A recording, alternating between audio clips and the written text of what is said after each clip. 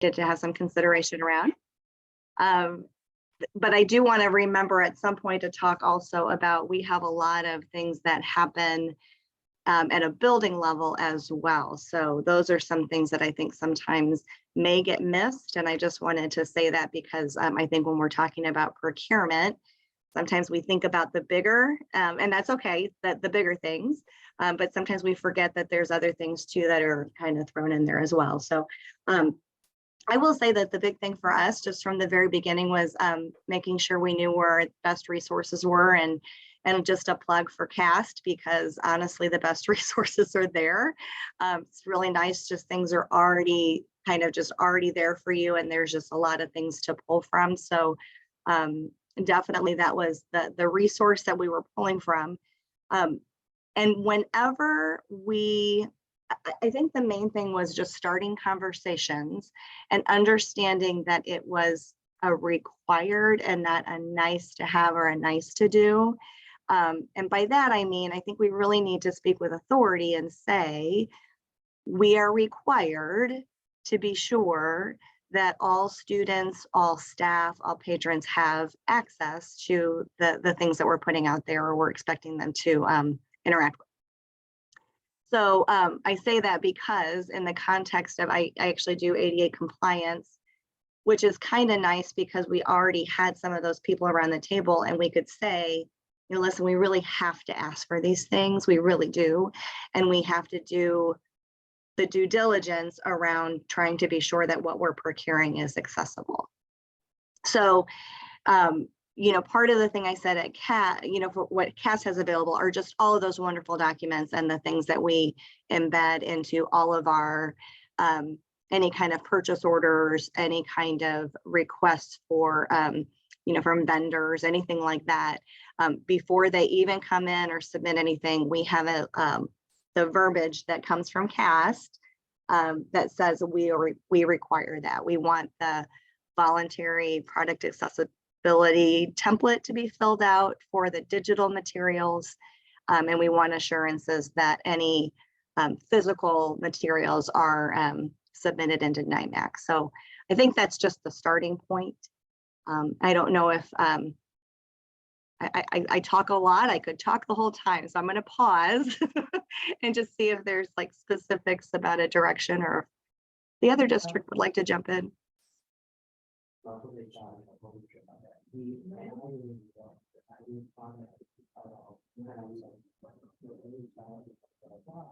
You know, Kathy, I'd love it if, go ahead. oh, I'd love it if you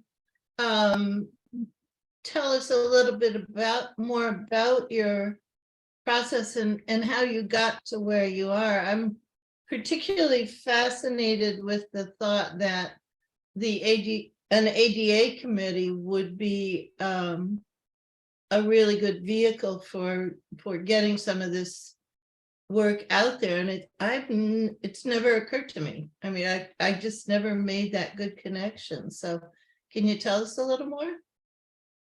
Absolutely. So, you know, part of what, and I really would encourage, if districts have an ADA compliance person, and they should, to start just asking them to consider program access, right? So when we talk about ADA and the right that everybody has to program access, that if we are doing things or we're purchasing things that have just things embedded or built in that are obstacles, that we are then prohibiting program access to somebody. So I think that we need to remember that a lot of the students, obviously we have a really high bar for, I mean, we should, but we have requirements in place, obviously, for students that are on IEPs or 504s. However, we also have requirements for students who may not live on IEPs or 504s, but still have, you know, something that they need to have different supports for. So anything that we're purchasing or considering, we need to be kind of running that always in the back of our brain. So, you know, the thing that's interesting when we talk about curriculum, you know, there's like the official curriculum, and then at least at our district, there's an understanding that there are other resources then that we're pointing teachers toward as well. So just things to kind of work alongside of a curriculum. And some of those aren't even purchases. Some of those are just free, here's a website, we want you to go there. And so there needs to be just a conversation. And honestly, we have a meeting next week, and I just reached out to our curriculum department and I said, hey, just want to sit down, like myself, some other folks that are able to kind of speak through the lens of specific disabilities to look at some of the things that you're considering as either procuring or just even as resources. And what we will do then with that information is that we will run that through, get logins if we can, especially to online resources. And that's another thing I would tell folks: be sure that whatever people are considering, that that the vendors will give you logins, like sample logins, and go in and run it through all of your any kind of literacy support tools that you have. Run it through any screen readers, those kinds of things. Be sure that the materials are captioned properly and all that kind of thing. Just be sure that those conversations are happening. I think sometimes it's difficult for people to have time to do that. So I think that you have to kind of be resourceful about like who has time to go look at that, website and kind of screen it and do a run through. But we're trying to be creative about that as well, and see if we could even have some folks that we have as like an on as needed basis that we could even, kind of hire in just on a service contract, or maybe former students, or somebody that can really give us valuable input about those things being considered. It's important to do that ahead of time, because I don't know how things go in other districts, but once it's into like committee and like teachers are looking at it, and here's then there's a lot of excitement sometimes around resources, and it's really difficult after that's all happened to say, oh, I'm sorry, it's not accessible. So trying to do way more on the front end. Does that answer, Gail? That's very helpful. Thank you.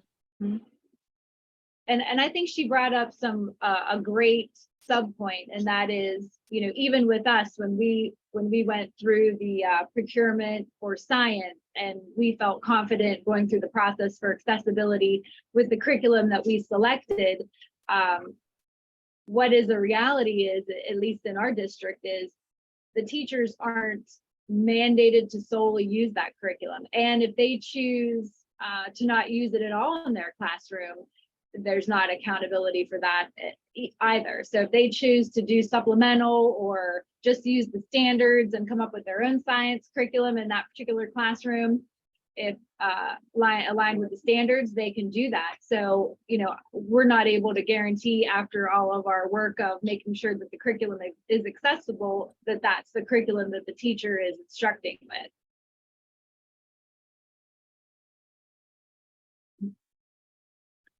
And I think that's the part too where we talk a little bit. And again, it's sometimes it's continuing just to have the conversation. I don't know if you feel that way, if it's just the reminders and, I'll periodically say, hey, could I come to a principals meeting just to remind everybody? And because I think that is, and again, I think that people mean well. I don't think that they're always filtering the right way. And as soon as they have a reminder, they're like, oh yeah, I didn't realize maybe we're putting a lot of people at a disadvantage, or or completely blocking out access. So I do think that it's just that continual. I think that you put dates on your calendar to continually kind of check in. We do have that same scenario in our district, and so we have to kind of get a little more granular with it. We can't just check the box and say, we checked the curriculum when they purchased it and it was all good, because there's a chance that there's some other related resources or other websites that kids are going to be pointed to that may not end up meeting the accessibility standards. So I just think it's a constant reminder. Now, I will say, when people get back the accessibility report after somebody's filled out that voluntary product accessibility template, ooh, I'm getting this. It's rolling a little bit better. Sometimes people aren't sure what to do with that. And I don't know that we're 100% sure what to do with it, but you can look at it and have some expectations and then have some conversation with the vendors and say, hey, it is our expectation that you listed that these aren't accessible. And we do have an expectation that you fix those. Mhm. And so I think being more intentional about really sharing what your expectations as a district are for the vendors, and get some assurances that, and they will, I mean, if they want the purchase, I don't mean to be harsh, but I mean, if they really want that, they're gonna, they'll say, yep, we'll get our people on it. And now I don't know down the road how much teeth that has. We haven't really had to pursue that, but at least having those conversations and expecting some accountability, I think, is important. It was very interesting conversations when we went through our curriculum adoption in the spring. Our experiences with the vendors, is sometimes almost a little bit of a comedy routine. Is I would call and I would contact our sales representative that was linked to our account, and I would ask for that information. Can we have a copy of your VPAT? And I would explain what it was, and most of the time in our experience with those vendors that we had narrowed down to on our curriculum selection team, none of them knew what I was talking about. And it took a very long period of time to get the information that we were asking for. So it was a struggle. I think they're probably, hopefully in time, are going to become more familiar with what we're asking for. And they were very responsive. It's not that they didn't want to give me that information. It was just they weren't sure. They weren't giving me specifically what I was asking for. They kept giving me emails of handouts that were very kind of general, but nothing specific. It took about 4, 5, 6, 7 asks, emails, phone calls to multiple people in the company to finally end up with the information. This is Cynthia, and I remember Erica being at one of the meetings with one of the vendors, and kind of, and I think Luis was there as well. And Luis and I did a very good job of really being observers. Just to be clear for everyone, we were there to, I mean, as we have described, we're here to learn alongside with you and build the capacity. So we are not, we are not there to, speak on behalf. Which would be a very, irresponsible place for us to be. But Hancock County was very generous with allowing us to listen in and to learn. And it was interesting that you asked for a meeting to discuss the accessibility of the curriculum, and the representative who attended the meeting really had absolutely no idea about accessibility. And it just is very informative about just how clear we need to be about what we mean by accessibility. And I agree with you. I don't think there was any ill intent on behalf of this publisher. I think genuinely there was a lack of awareness of what is meant by accessibility. And I think we often see that, those of us, go to technology conferences and, walk the exhibit floor and ask questions about accessibility, and the people who are representing the publishers and the vendors just genuinely don't know. And I think it's also a reflection of how the level of pioneering that's happening in the AIM cohort. So I think the work, thank you Hancock County and Francis Howell and Tiger Tualatin for really, paving the way for other districts to start pressing on this to educate the vendors. And as a reminder, I know Luis has as well been sort of dropping some resources from the AIM Center in the chat. In addition to sort of that compliance requirements part of the purchasing and procurement process and negotiation with vendors, we also have the guidance part. So continuing to educate, and I think both Erica and Kathy spoke to this, that you're really being able to come back around and around and around in the conversation to get what you're asking for when you're saying, we want this curriculum to be accessible. How can you verify that for us? And having to, multiple asks and multiple attempts to get the information you're looking for. Remember that the AIM Center also has our guidance for vendors, and that's in the same section. And I think when we kind of come back around, we'll put all these pieces together, and Luis can kind of show on the AIM Center website where all of these are. But just for now, just directing you directly to your guidance for vendors. So this is where educating that language, that vocabulary of what is meant by accessibility. There's a request from, I think it was Erica, asked folks if you would drop your roles into the chat. I think that's a great suggestion. Oh, that was Joy and Bernie from, I think, Joy, do you want to introduce yourselves? I believe you're from Hancock County, right? Yeah, can you hear me okay? Yeah. Yeah, I'm Joy, I'm the OT, and I'm Bernie, I'm the physical therapy and assistant tech. So we're part of the team here in Hancock County to brainstorm, work together, wonderful VPAT creators.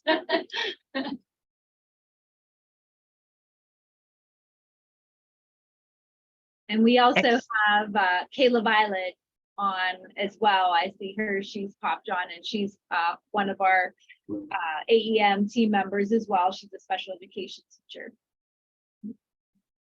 Excellent. Thank you all for coming. I had a question while we have David here, and I see that May is not, but I'm wondering for David and Kathy, of course, David is Missouri's AT Act director. And I think it's Kristen, and James is here as well from the Missouri Department of Elementary and Secondary Education.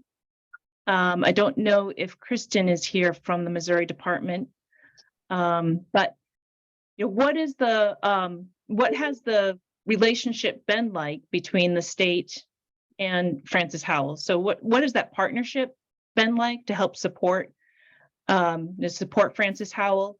And hopefully, I'm not sure, I don't see May here or Leanne from West Virginia or Marianne, but if I'm overlooking, please, would love to hear that. And for Hancock County also to speak to that, what is the support from your state leadership team? What's been provided that's been helpful? So I'll give it to David and Kathy, James in Missouri. Yeah, this is James at DESE here. You guys hear me okay? Yep. Okay. One of the key things that we do to provide to the districts that are working with us on the AEM work is we've issued a contract to each district for $2,000 to use toward anything AEM related, PD if they need equipment or subscriptions to different apps and things for students to use. So we are currently working on our next round of contracts that go for the calendar year, and we're also looking at trying to get that amount increased for those districts have a little bit more to work with. So that's a key thing that we do here at the state level.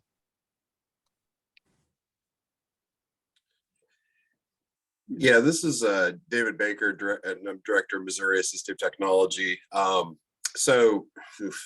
That is like a super massive question, Cynthia, that I could go on for hours. As the Tech Act program, I mean, our role is really more on trying to match people up with those forms of technology that are going to be the vehicles by which the accessible educational materials are going to be delivered to the students. So we do a lot in that realm, and then we just try to keep this whole discussion going across the state throughout districts, and then try to find districts like Francis Howell that are doing super good jobs that we can then do some peer-to-peer stuff with, or get them more exposure so other districts are picking up. It's kind of, I wouldn't say we have a super organized, all districts involved effort in the state of Missouri, but we just kind of keep picking districts up and getting them more brought up to date on these issues, and hopefully, and we're seeing changes as time goes on that are positive. So we just kind of try to keep propelling. And I have to confess, from my perspective, I mean, I can think about the AT all day long, but man, it's people like Kathy and other folks that are in the districts that educate me more than I can possibly say, because I'm learning all these little nuances that go on in districts, which we then kind of bake into some of the things that we do so that we can sort of talk the language a little bit more and match up some of what we do to what actually goes on in districts. And if I could just piggyback, I will say it's been really invaluable. It's just been amazing just to be part of that network, that team. For a few reasons. Obviously, you know, resources are great, but that collaboration piece, and every district's a little bit different. And I think that we learn from each other just because there's just a different approach and different opportunities that people have at different districts. I will say Missouri Assistive Technology has been a great partnership with our district for a very, very long time. And there are some opportunities for like some reimbursement kinds of things that we can get for our students, which is huge, and it offsets the cost from the district as well. So sometimes, you know, there's, I think, more openness to you know, trying things when you can borrow them, and then also when there may be an opportunity to offset some of the cost. So I think that opens up options for a lot of students as well. And then on the DESE part too, I love that we've had the openness from them about, hey, let's try to do some things to think outside the box. I think there's still kind of this chasm that exists sometimes between general education and then special education, or alternative learning is what we call that in our district. So I think that there's such a big chasm, so much that there's a lot of things that we're talking about that really should be across the board. It really should be more universal design for learning. But it's difficult because a lot of times I think people are like, oh, you got that. Okay, you handle that side of things. And when really we all know that best practice is universal design for learning. So I think that as we've talked recently, there might be an opportunity, and I know there have been some conversations kind of down the hall to say, hey, let's talk about, you know, even as we go through this new year of dyslexia task force training that we have in our state, like, where are there opportunities there? Can there be some inclusion of some of these concepts within that training? And can we be a little bit more intentional about being sure people understand that universal design for learning piece? So, you know, I think just again, at every level, people continuing to talk, you know, having the conversations, just keep bringing it up. I think that's huge, because the more that people know, I feel like people in education really do care about kids. They really do. And I think it's just that people knowing, you know, if they know, usually they'll rise to that challenge. So. Great, thank you. And before we go, there are a number of questions that are coming in the chat. But I just wanted to give, you know, Erica, Joy, Bernie, Kayla, if you want to speak to the same question. I don't think anybody from the West Virginia leadership team is here, but, you know, to speak to that partnership with, you know, the state technical assistance team and the Department of Ed, and what specifically has been useful to you. Sure. It's been a wonderful partnership, and West Virginia it's very exciting. We have a new technical support center that's just recently opened that is housed parallel to our school for the West Virginia School for the Deaf and Blind, but it's our new technical assistance center. So our accessibility and our assistive technology is all housed within that tech center now. They are working on getting ready to be able to have a lending library, which is very exciting. And we have for a number of years had some reimbursement grants available to us as well for some unexpected costs. So if we have a student move into our district that requires assistive technology that we weren't aware of previously, that we need to make sure that, you know, they have, and that we have to purchase, there is, I believe it's up to $5,000 that we can ask as a reimbursement from the State Department, as well as that is open anytime for students with visual impairments. So that's very helpful as well. But the State Department, especially May, has been fabulous with providing resources and that ongoing support as we've moved through creating our roadmap and our strategic plan for AEM in our county. Okay, great. And I also want to give Tiger Tualatin. This was a question that that didn't come up on Tuesday.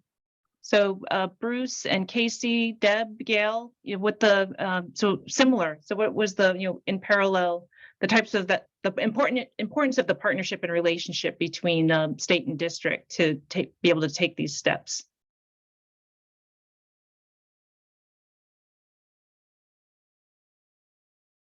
Would you rephrase that question? I wasn't thinking if I had anything to contribute there. Oh, sure. Well, anybody. Bruce and Casey Oh, could this speak is to Deb. it. And Deb is, yeah. So the question is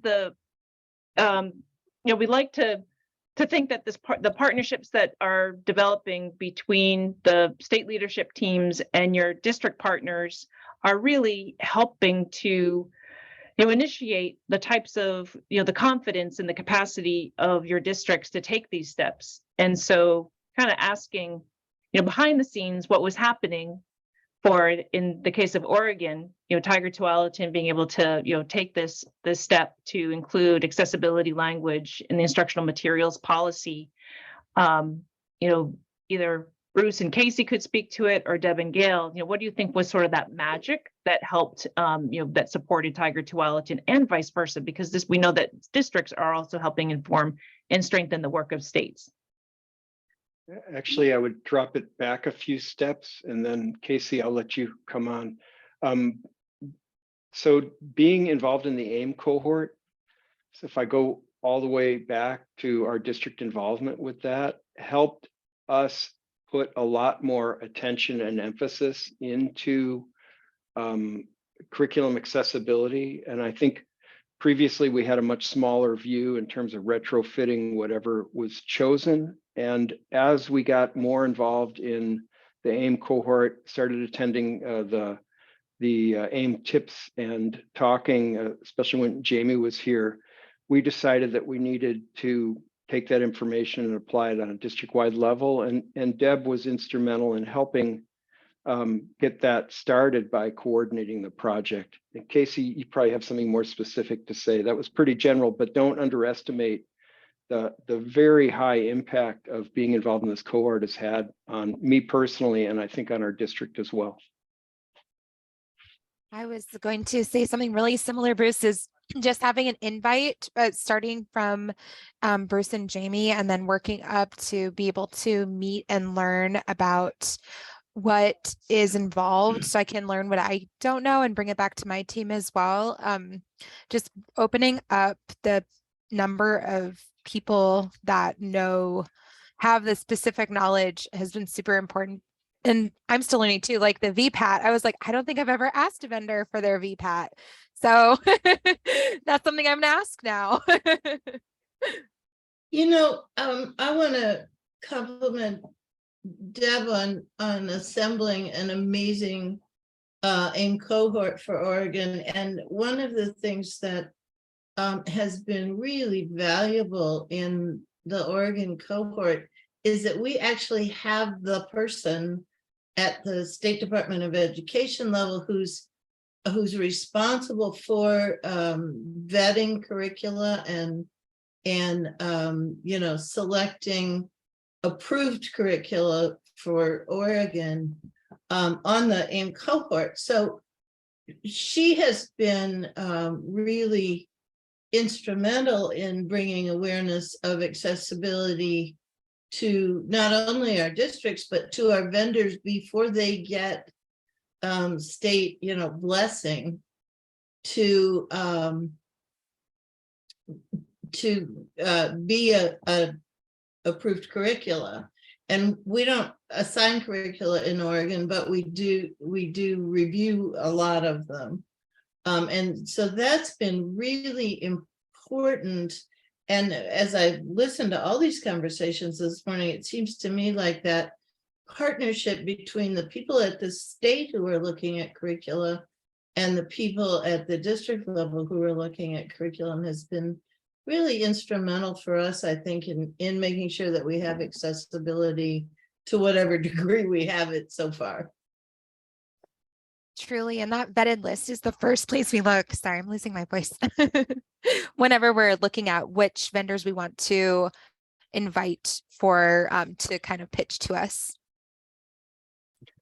I was going to add, think of the people that we've added to our cohort too.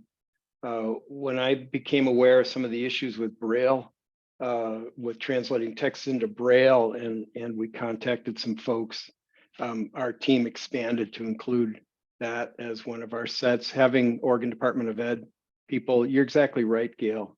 It's been really enriching, and I think that may be I don't know if it's the only, but maybe the best way to try to get AIM thought about at a procurement level and at a district level are these kind of projects. I would encourage you, Cynthia and Luis, to keep this going. I can't really add anything. I can just agree with all of that because, well, first of all, it takes a cheerleader to keep people energized and motivated and wanting to do the right thing. And I just found, and Gail is right, we have an amazing team and they come together, and such intelligence of people such as Bruce and our Hood River cohort leader, people who with the direction and the platform to really talk about it on a broader level, it's just taken a life. And as soon as we knew we had the cohort status and honor, Braille became one of those very early things in a preliminary meeting I was talking about. And so Cynthia got the Braille people on with us and re-opt or revitalized a Braille group, but we're in the process of talking to Bookshare now with the help of Michael Cantino, who is a blind, visually impaired support person in Oregon. Everybody is just working and holding hands together so well. But we hear something and everybody's fearless. It's like, okay, what can we do now to do that? And so people join hands and they see what they have in common, and there's just branching into side groups, and there are just so many wonderful things coming out of it that I would say the partnership and just continually being a cheerleader for the cause has been amazing. All right, thanks, Deb. And Christine Fox, who is the project director for CAST Sites, our Center on Inclusive Technology and Education Systems that's working directly with districts, has a couple of really insightful questions to bring us back down to the district levels. So Christine, please ask those really insightful questions. So Sites is developing some resources for districts specific to acquiring accessible educational materials. And of course, we're going to link to the AIM Center resources and share those, but it would be really helpful if you all were able to share any sample language RFPs, or if you have a checklist around acquisition that we might be able to highlight if those are public. And then before that, I can't remember who said it, but the state that was sharing that you provided the $2,000 grants to districts. That was more professional curiosity of what kinds of things the districts leverage the funds for specifically.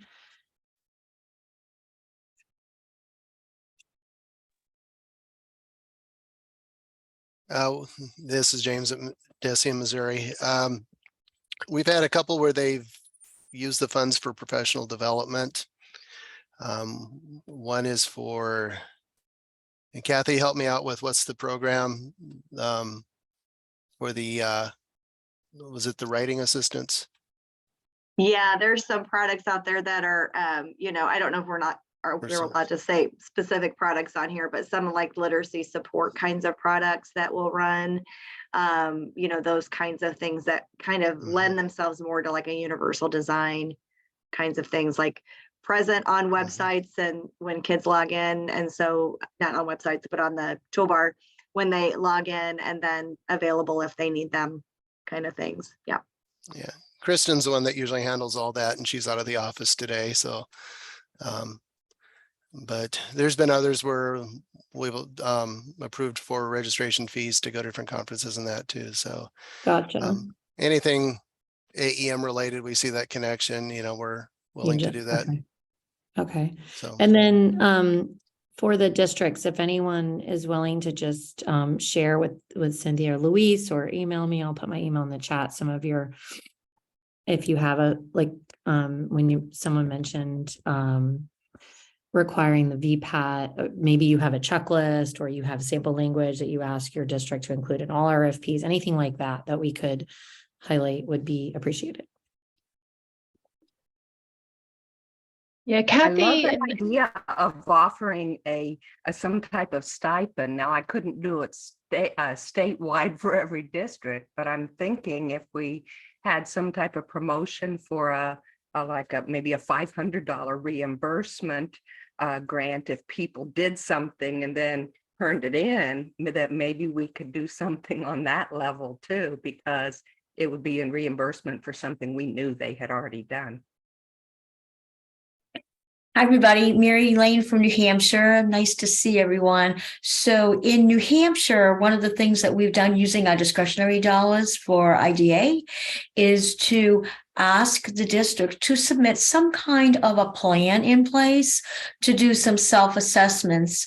And we're just beginning, but as we're developing, you know, what does it mean for procurement? What does it mean for determination of need for every student? What does it mean, and how can we fund teachers working outside their day, because you know that's what's happening, to be able to pretty much look at the district level of what the need is, and then what do they need for resources. So we are offering funding as part of an application outside of our IDA grant system, and it's slow to begin, but one of the things we're learning is the states really, I need to get up to speed statewide about what we're doing at the state level, because then districts can look for the model to be able to do their own self-assessment. So bottom line, our leadership has said, yes, let's use discretionary dollars to allow this to happen,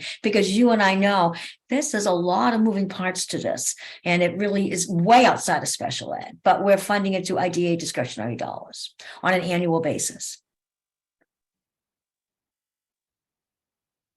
This is Kathy from Missouri. I do want to say too, and I'm very intrigued by that, and some kind of a screening process I think would be a wonderful thing from a state level going down to districts. And any of that screening really, I think, should include that part about the workflow of any consideration of any resource and procurement of you know, any kind of purchases that are happening, and the requirement that those things are asked for, you know, the assurances that things are in NIMAC or for the VPAT. So like those kinds of things.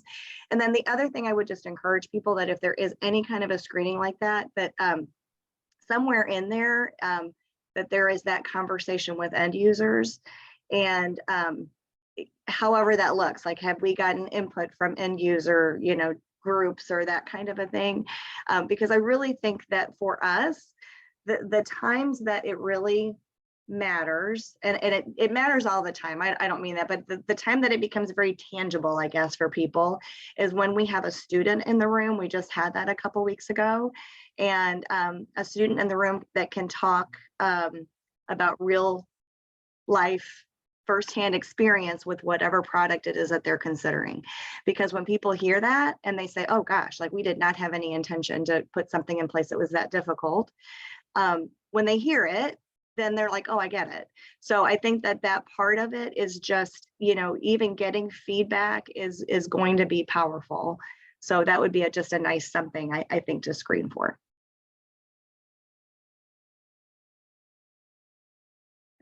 Well, this is Cynthia. I wanted to go back to, Christine's question about the samples and the checklists. And my understanding, just to come full circle, is that Francis Howell copied and pasted the language from the AIM Center. So really, you just, where it said name of district, you just put Francis Howell School District and then just used it. That is used everything correct. else verbatim. And I would do Uh, that. Perfect. And so I guess what is the next step, Kathy? Because that I know you weren't prepared to do this. It wasn't the opportunity arose. Your team knew that you need to do something, so you grabbed that language. You were successful this time, but I think that you and your team would probably say it might not happen the next time. So what are some of the things that you're putting in place that you learned from last spring that will, increase your chances that you're going to be purchasing an accessible curriculum the next time? For sure. So I think that the part about trying to start early in the process, so that's conversations with curriculum about, let's not wait and ask for it when we're already having the vendors come in to present. So trying to move that ahead of time. So right now, the meeting we have next week is, okay, let's have a conversation about all the things you're considering, anything that you're thinking about piloting. So getting that list and then being able to get all the logins and all those kinds of things that we can say, okay, we're going to really look at them and have some good questions. But also before they even come in, we're asking for those things from the vendors. And then we can work through those conversations when they say, I don't know what you're asking me for, and we can help. Right. And so I will point to back to CAST. There's some excellent information on there for that scenario as well. When the vendors say, I don't know what you're talking about, there's some information there that like, here's what you can share with a vendor about, like, this is what we're talking about. So I think those things and moving your processes forward, and like today, ask the question of your curriculum folks. And like I said, even at a building level, or, things that are being considered at a more granular level, what's being considered. And please remember that when you ask for information, or you ask for that request for purchase, or whatever, that you include that language. It has to go. We actually just 100% include that language. That's just kind of what we do now. So as we're going out for purchase, that language, that blurb from CAST is just included, in terms of our expectation is that for print materials, it's a 9 MAC. For digital, we have a VPAT. That answer the question? Yeah. So same question for Hancock County. So what did, what are some of the steps and things that you plan to put in place? Because to Christine's question, I think both districts and Tiger Tualatin really early in the process, so might not have any concrete artifacts to share. So what, maybe those are coming. And what are, same question for Hancock County. And a little bit similar, I think maybe Missouri was a little bit ahead, and this is Erica from West Virginia. By the time we started our process going through and asking for the VPATs, our vendors for our county were already narrowed down and selected. So what I'm looking forward to in the process is there is a on the state level an AEM representative now included on the state level textbook review team. So I'm hoping soon to see some information from the state level about language and how they're asking those vendors for that accessibility information on the state level, looking at what their RFPs are looking like and the language that the State Department is using. And then I would like to plan to scale that down to our county level. But as far as last year went with our curriculum selection, it was already full steam ahead, and it was a little like trying to catch a runaway train, because as you all were talking about earlier, there was already teachers in committees, and they were already loving certain curriculums and had it narrowed down by that point. So we focused more on, okay, this is probably what our district is going to adopt. So we went at it more of a learning experience with picking a grade level, because again, for us at that period of time was going to be very overwhelming to look at every grade level in science for the whole county. So we narrowed it down to where are some of our very high incidence students located and at and what grade level. And so we narrowed it down to 8th grade and worked directly with one of our students who is blind. And we went through the indicators on the VPAT, certain sections with her, experimenting with the digital curriculum. And that was you know, a pretty cool experience.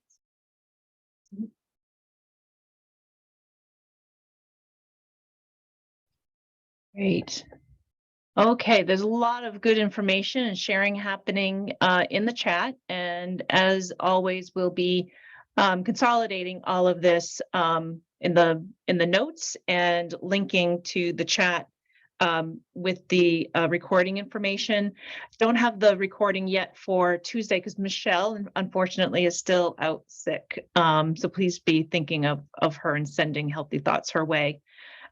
Louise, do you want to take us over to the AIM Center website to kind of point out some of the resources that either were directly cited today and some others that are relevant would be helpful? Sure. Let me see if I can share my screen here. All right. So, and I actually had a quick point that I wanted to make. Joy has been on my mind recently. This time of the year, she's always on my mind. And she always used the metaphor of the coin, two sides of the same coin when referring to AT and AIM. But I also think about the two sides of the coin of creation and curation. So making sure last time, when you get the recording, you'll hear in the discussion that we talked a lot about making sure that teachers have support and like ensuring that the materials they're creating are accessible. But we also need to address what we're talking about here today, the procurement and the curation process. So in that spirit, in the Acquire tab, you're going to find our Vetting for Accessibility resource. It's not a checklist, but instead it's a series of questions that you can use to sort of drive conversation in committee discussions or share with vendors. This can kind of frame the conversation that you have with vendors.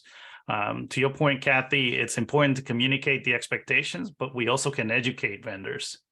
We can share resources with them that help them understand things like the VPAT, because we can't assume that they have a background in accessibility in their role. So in that spirit, we do have a resource here. If we go to the Acquire tab on understanding the VPAT. And so here you'll find an example VPAT, and we've broken it down section by section. What does this section mean? Why is it important? And then provide some example commentary, if you will, for that section so that you can start to understand the VPAT a little bit better. And then finally, you mentioned, Kathy, that you've copied that sample language. So that sample language is found under this resource, Communicating Digital Accessibility Requirements. You'll see it right there on the middle of the page. Sample language for digital accessibility requirements is the heading. But then if you continue further down, you'll find one of the cards is the guidance part of it that Cynthia mentioned. So this is, along with that understanding the VPAT, this is a great resource to share with vendors so that they understand what are the best practices for developing the VPAT and for doing the manual testing, because we don't want to rely on just automated testing. And I think a number of you have mentioned bringing in people with disabilities into the testing. So you'll see those best practices are listed there as well. So really encourage you to just spend some time on that Acquire tab. You'll find lots of resources there that can help with really communicating expectations, but also, again, informing and educating all of our stakeholders, including our vendors, when it comes to accessibility, so that we're having that balance of like the things that we procure, because those things have a broader impact, right? They impact students year after year, and we have a balance with the things that are created at the moment of need. The things that teachers, like you said, Kathy, there are additional things that go beyond just the official curriculum that teachers are using in the classroom. So we want to have that balance there. And that's why it's so important to have this AIM Tips series, because we're bringing focus to that procurement and curation aspect. I think that's all I have. Oh, Louise, do you want to, actually, there were a couple, well, we're down to just a few minutes. So let's wrap up with some final questions, and I'll just remind everyone that we also have a third, so we have a bonus tip. We're tacking it on to the fall, even though it's going to be well into winter. There might even be snow when we're extending our fall 2022 AIM tips. But Leanne Lee, who is Texas Education Agency's Instructional Materials Procurement Specialist, she will be with us in January. That invitation went out just a couple of weeks ago. It was a nice surprise that Leanne agreed to join us for an AIM tip. She's going to be talking about Proclamation 2024, which is a very robust protocol, procedures, requirements on publishers and developers in order to be placed on Texas's state adoption list. They must provide a third-party audit report of the product. So you can imagine that's going to be a VPAT / accessibility conformance report. So that, let me just make sure I get that that day and time to you, which I intended to get. Here it is, AIM tip 3. It is on January 12th, 3 to 4 p.m. Eastern. I'm going to drop the link in the chat. Will also be in the notes. If you want to take a look at this ahead of time, this could be your holiday break reading. But Leanne will be kind of walking through Texas's protocol procedures for vendors and publishers. And this proclamation has been in place since probably, I don't know, 2018, I believe. Texas has had this requirement on publishers and developers. So Leanne will come with a lot of experience going through this process. Any final words or comments? This is Luis again, just putting in a plug that if you want to hear more from Francis Howell School District, the next episode of the Accessible Learning Experience podcast will be coming out in a couple of weeks. And so it's not just Kathy, but other members of her team, and they talk about how they've gone about this in a really proactive and collaborative way in terms of thinking about procurement decisions. So I'm putting you on the spot, Kathy, but you have that to look forward to in a couple of weeks. All right. Well, thank you, everyone.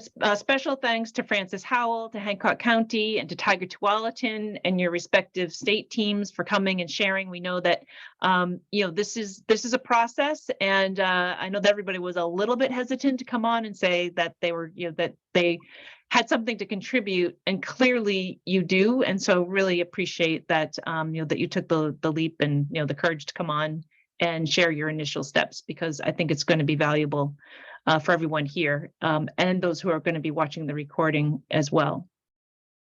They'll be going up on the AIM cohort hub as soon as Michelle is healthy again and she gets it, because I don't have the credentials for our Rev account to get it.